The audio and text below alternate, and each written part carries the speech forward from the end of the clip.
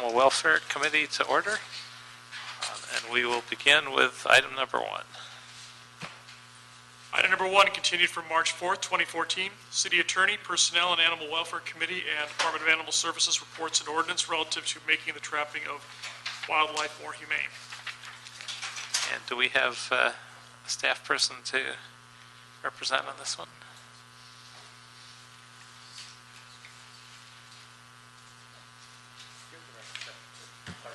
Yeah. Okay. Good afternoon, committee members. John Chavez, Department of Animal Services. If you recall, about a month ago, we presented a report recommending the outlaw or the banning of certain inhumane traps, and they were listed in the City Attorney's ordinance. We're supportive of the report that was written by the City Attorney's Office relative to the banning. We have no opposition to the way it was presented, so we would like to see the committee approve the draft ordinance. Any comments by the City Attorney's Office? We're obviously we're pleased with this, and we're pleased that the department supports the way in which it was written, especially number 2, that they'll promulgate rules and regulations on additional matters. And do we know what the timeline is for promulgating those rules after the ordinance is passed? Councilman, they don't strike me as being terribly complicated. There are various regulations that we'd have to do relative to where limiting the exposure of some of these traps in certain areas, not using poison baits. I think we can come back within, if the committee desires, we can promulgate regulations within 30 to 60 days.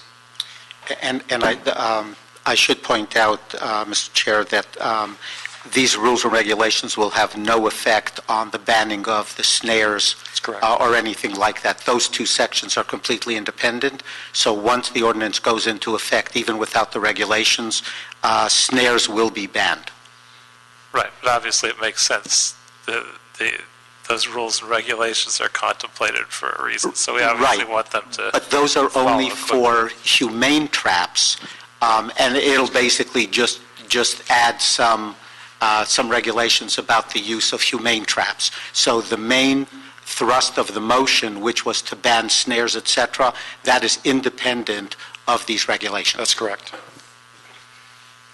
Mr. O'Farrell. Thank you, Mr. Chair, and thank you, Mr. Chavez. So once it leaves this committee, it goes to the full council, and that's the process, and then it gets signed by the mayor after 30 days, and then we're in business in terms of banning the snares. That's correct. And then concurrently, we're talking about the 30 to 60-day promulgation period on the other humane. Yes, Right. the box and cage traps and culvert traps, yes. And that may or may not require coming back to this committee. It wouldn't require going back to the commission. I don't think it would require. I think it would be sufficient if it comes to the Animal Services Commission. Okay. So can we ask that you bring it to the commission within 60 days of the ordinance going into effect? Sure. Anything else? Right. I think I can safely say that we will pass this item without objection. Without objection. Thank you, council members. Thank you. Thank you. Thank you. And thank you, Mr. O'Farrell, for your good work on this. Well, thank you. Item number 2. Item 2, Personnel Department report relative to the Consolidated Reasonable Accommodation Report for the second quarter of fiscal year 2013-14. Raylan Napper, Personnel Department. This report covers the second quarter of the current fiscal year and compares this quarter to the same quarter last fiscal year. The Workers' Compensation Division reports employees with industrial injury or illness, and they track light-duty hours worked, IOD saved, which is light-duty hours times the employee's salary, as well as IOD spent, so salary paid while employees are at home off work. Attachment 1 is the department and city totals for the current fiscal year. And for this quarter, it shows decreases across the board.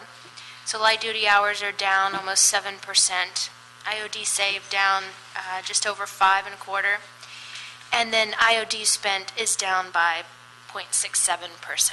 So less people needing IOD and light-duty hours in general. So generally all positive indications. So is this any kind of a trend that we see? And is it all viewed as positive, as fewer people needing to be in this situation? Or does it mean that we're doing less to accommodate them by providing them light-duty opportunities? No, if that were the case, the IOD saved would be, and the IOD spent would be up. So it's generally just less people, less claims and less people. More people maybe return to work in full capacity.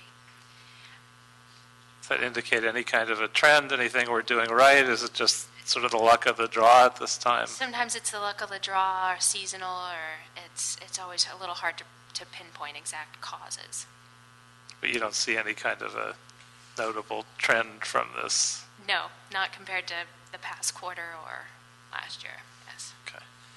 Mr. O'Farrell, anything to add? No, nothing to add. Thank you. In that case, without objection, we will note and file this report. And having only 2 items on the agenda and no speaker cards, we are adjourned.